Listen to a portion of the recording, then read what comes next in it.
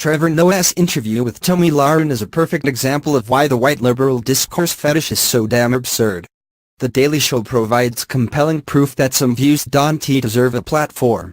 Whether or not you know it, comedy news annihilates, demolishes, eviscerates, or destroys at least one thing a week, whether it is racism, white privilege, Donald Trump, the GOP, Mike Pence, gun nuts, or the white supremacists hiding beneath the alt-right banner. Yes, according to the various articles that tumble into my social media feeds every morning, The Daily Show, Last Week Tonight, Full Frontal, and both Seth Meyers and Stephen Colbert's respective late-night gigs are veritable killing fields for right-wing hypocrisy? To such a degree, in fact, that, going by the news from Facebook, I find it difficult to believe there still is an American right, or that Donald Trump's official presidential portrait will be anything more than a photo of some dental records. Perhaps this is a cheap point to belabor, that internet headlines are maybe a wee bit excitable when it comes to talking about anything politically confrontational. That our praise for any given John Oliver segment or our anticipation of its ultimate social effect can get a bit hyperactive is an issue even Oliver himself has addressed. It is an issue that is brought up time and time again in discussions about the sort of political and rhetorical bubbles the way in which we consume media facilitate. So, to call attention to it once more might seem hackneyed. Perhaps it is. But as I scrolled through Facebook and Twitter over the past couple days, my mind couldn't help but drift to this tried and true criticism of online news. Because, in case you hadn't heard, there has been yet another evisceration. They re-saying it as a big one, too. Just this Wednesday, The Daily Show host Trevor Noah is rumored to, not only, have slaughtered 24-year-old Tomi Lahren, host of the Blaze's Tomi and racist prodigy. It also seems as though he may have committed an act of journalistic bravery that is wholly unprecedented for someone who is not white and named Jon Stewart, at least, and rescued American political discourse from the brink of destruction. It is all self-congratulatory bullshit, of course. A toxic and dangerous rewriting of reality. I might even go so far as to say that my experience since Wednesday sums up nearly everything that is wrong with how the white liberal establishment has dealt with the fallout from this presidential election. Now, I don't have too many issues with Noah's Daily Show interview, or with Noah himself. What has rankled me so intensely over the past few days has very little to do with the actual conversation between Noah and Lahren, which exists in both 14- and 26-minute versions for those who have not yet encountered it. It is a perfectly serviceable, above-average, even piece of content for The Daily Show. It might even, as many have been saying, signal an evolution for Noah as a commentator of American politics. No, what bothers me is how worshipful of this 26 minutes of footage many online have managed to be. What bothers me is how deeply ignorant of its content many of those who have distributed it and sang its praises seem to be. What bothers me is how fantastically many young white liberals have missed the point. When you scroll through the majority of hot takes regarding this thunderdome of preaching to the choir, you see two main genres of analysis. The first is predominantly interested in Trevor Noah, and his evolution as a late-night host. These articles discuss the comedian's unwillingness to let Lahren's bullshit go unquestioned. They cite specific jokes. They revel in the frustrating inability to not kowtow to Jon Stewart's Daily Show legacy. Remember Jim Cramer? Remember Crossfire? Remember Papa Bear? The second is more interested in that favorite fetish of white liberalism, discourse. These articles go out of their way to talk about how brave and how important it is that Trevor Noah faced off against Tomi Lahren, and rebelled against his program's privileged position in the echo chamber pantheon, as though Tomi fans are desperately clamoring to watch the video. These articles point to the YouTube link embedded in their header, and say, do you not see the power of debate and discussion? Do you not see how important it is for us to talk to one another? If you can direct me to the timestamp on the video where the discourse starts, I would be deeply grateful. Because, I can't find it.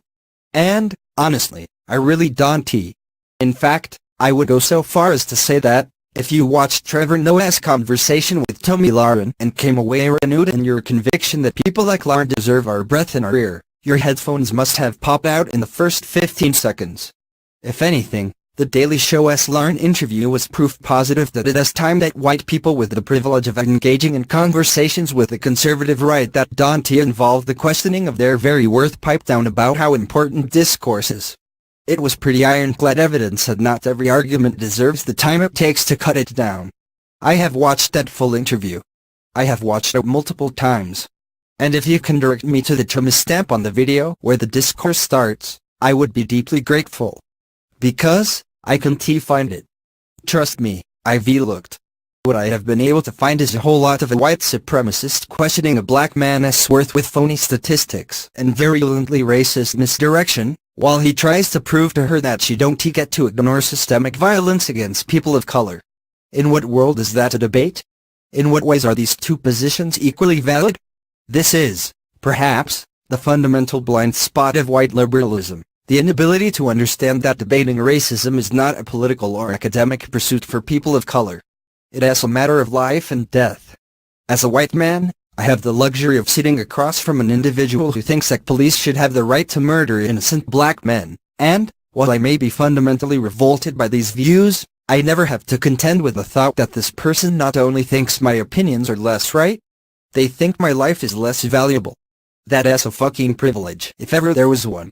We white Americans are insulated from certain ugly realities of racial violence, even if we think we intellectually understand them perfectly. We can see police violence as a moral and political threat, without having to contend with it as a physical threat. We can see openly racist criticisms of the BLM movement as ugly and ignorant, but we've never had to hear the implication of each such criticism. That our suffering is not a worthy concern, that it is our own fault. So, when we fetishize discourse, we are fetishizing a fiction. Because the issues that most need to be fixed do not revolve around questions that have multiple valid answers, like whether or not we should consider bailing out a corporation. The issues that the Trump presidency will most aggressively bring to the fore are questions about equality of life and experience, about which Americans matter, and whether there are Americans who matter less. These are not questions the answers to which are up for debate. There are opinions on these issues that we should fight with everything we have against normalizing, against making space for, as though they are the stuff of mere intellectual disagreement. Discourse is powerful because it validates. White supremacy should not be validated. And there is no excuse for, in blind worship of the open flow of ugly ideas, demanding that the most vulnerable of Americans be the ones who have to validate these things, that people of color make space to let white nationalists now dated Forever 21 attire tell them that their lives are unimportant. The issues that most need to be fixed do not revolve around questions that have multiple valid answers. If your takeaway from this presidential campaign and its wellspring of bigotry is that discourse is a vital answer, you must have been living a different 2016. This is a campaign during which a former Speaker of the House defended a fraudulent statistic under the pretense that, when it comes to numbers, feelings and facts are equally valid. This is a campaign that brought to power a president-elect who has recently spouted blatant lies about voter fraud, which one of his surrogates defended by saying, there is no such thing as facts. This is also a campaign defined by a media that claimed that fact-checking was an act of bias, and that refused to question gleeful falsehoods or barely concealed racism, because commitment to objective truth sometimes involves ignoring what is true. All of this was on display in Trevor Noah's interview with Lahren, and I am not alone in saying so. In many ways, Noah's sparring partner was a perfect miniature of the movement she represents. She liberally invented statistics to support her bigotry. She openly mocked victims of violence, and ignored Noah's attempts to force her to face up to these problems, however dogged he was. Tomi Lahren outright compared Black Lives Matter to the Ku Klux Klan. She painted a picture of black men as a threat to law enforcement. She demanded that Trevor Noah not just contend with her falsehoods, but defend his value as a human being, defend his right and the right of all people of color to life and dignity. And I doubt Noah's valiant willingness to engage her in the ugly mire of white supremacy with facts and humor and openness did a thing to change her mind. This is what discourse entails, not an intellectual duel about political theory, but a chance for white supremacists to enact open rhetorical violence and encourage blatant actual violence in the name of giving everybody a chance to speak. That so many were able to ignore this reality in the wake of